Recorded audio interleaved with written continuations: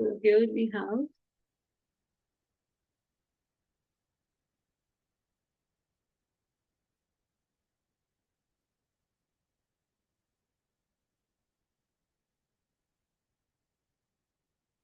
so what we saw earlier, that these were, so this is your E2 and another one was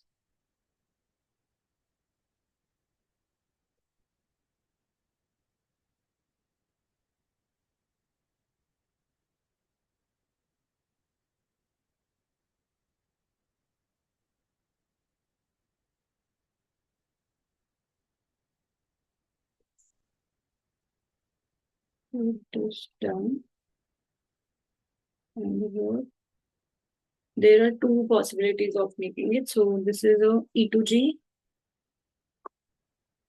and this would combine with GXY of metal. This is taken.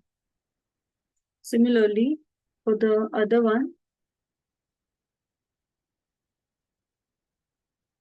here we have two possibilities of filling the white roads this way,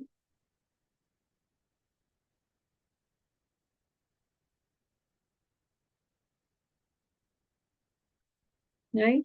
Or the other way.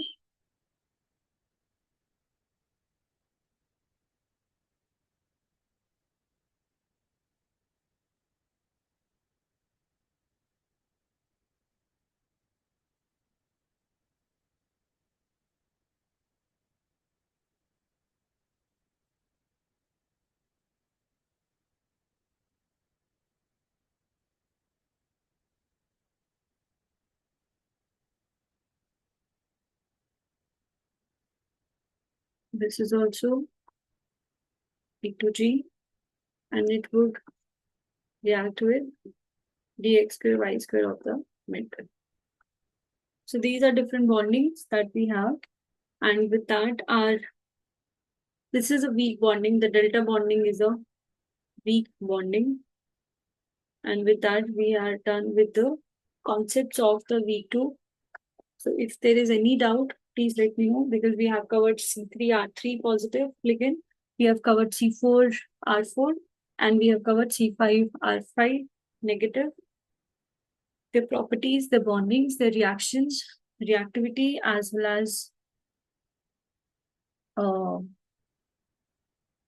the preparation methods. So I hope you have understood the concepts. Then we'll quickly move to the practice problems and their solutions. Before starting that, I would like to know from you that if there is any doubt that I want to explain again, otherwise we can start with the problem sessions.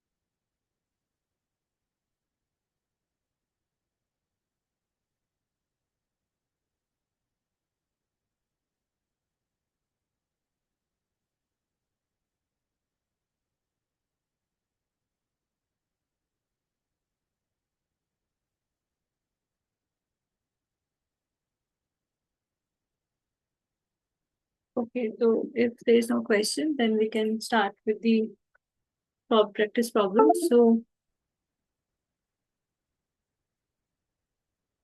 the first question that we have is, incorrect statement about the cyclopropynyl cation ligand. So it's a planar structure. It's isoelectronic with allyl anion. It follows Huckel's rule and it is anti-aromatic. Now, when you know that these two, following Huckel rule and anti-aromatic, can't be fit in one sentence, so we already know that our cyclopropynyl ligand is 2 electrons and this is aromatic. Therefore, this is a planar structure. This is planar. This is aromatic. So and it is not isoelectronic with allyl anion. So option B is incorrect and option D is incorrect.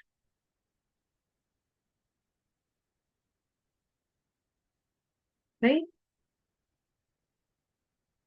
Identify the correct statements now. We have a cyclobutadiene. We already know that cyclobutadiene is rectangular and when it is free, it is correct. When it makes a transition metal complex, that becomes a square structure, that is right.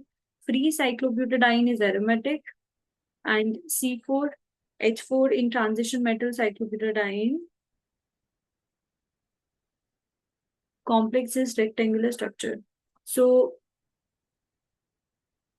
it is aromatic when it combines with the transition metal structure and C4H4 in transition metal, this is not right. So option A and option B. Third we have is when we are having P3, PH3, C3Br, nickel, treating with nickel carbonyl 4 and refluxing, that we already know that this system is nothing but your pH, pH, pH and Br. So when you are treating with nickel, it would end up making a dimeric compound. As you can see that it is forming out of all the three options. This is the right option because it is making a dimeric compound. This stabilizes in this particular form having a bridged Br ligand that we have already explained earlier. The next is this particular method is the treatment of your direct treatment of your Ca3R3. This is a method for preparation method from dehalogenation of dihalocyclobutene. So this Cl and Cl will go off and nickel would end up forming a bridged compound with the cyclobutadiene here without having any charge. So this is the right option. There won't be any COs left, only the chlorine is going to bind with the nickel. Now, this is the process of dimerization of your alkyne. Just looking at the reagent itself, you will get to know like what you have to do. You need to find out the product. So you know already when you have RC triple bond CR, if you are taking two molecules, since the molecule number has not been defined, so it would end up forming a R, R, R and R. Or if you're treating three molecules of this one, it would give you benzene ring substituted with R, right?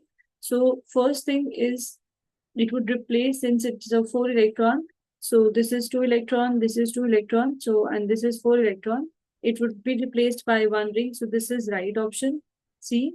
Also, it is going to make a side product of benzene, so C and D are the right option. Again, this is, we have already discussed, this is a ligand transfer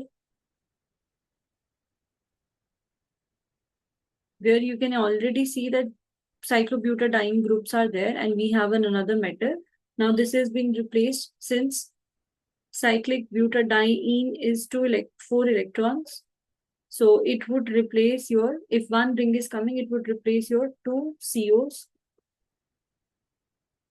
So therefore find out the system where 2 COs are there and 2 COs are gone and 3 COs are there. So if you calculate, this is also 18 valence electron. Predict the product of the reaction. Again, this is your contraction, ring contraction process where 5-membered would become a 4-membered and it would then react with nickel And since we are using a reducing agent lithium, it would end up having a binary structure. So this is important. This also we have discussed.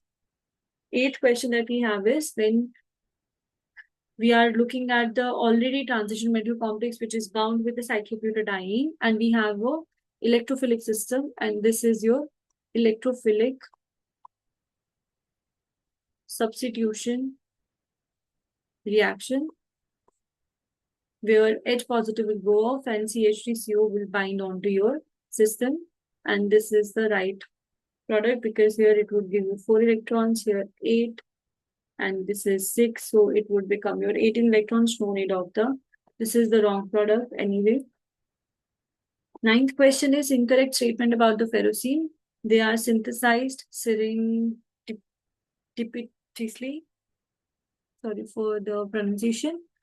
That means they have been synthesized, discovered accidentally. It's not been properly planned. It undergoes, so this is correct. It undergoes electrophilic substitution reaction. That is correct. It's a paramagnetic compound. That is a wrong statement. This is a diamagnetic compound and its dipole moment is 0. And the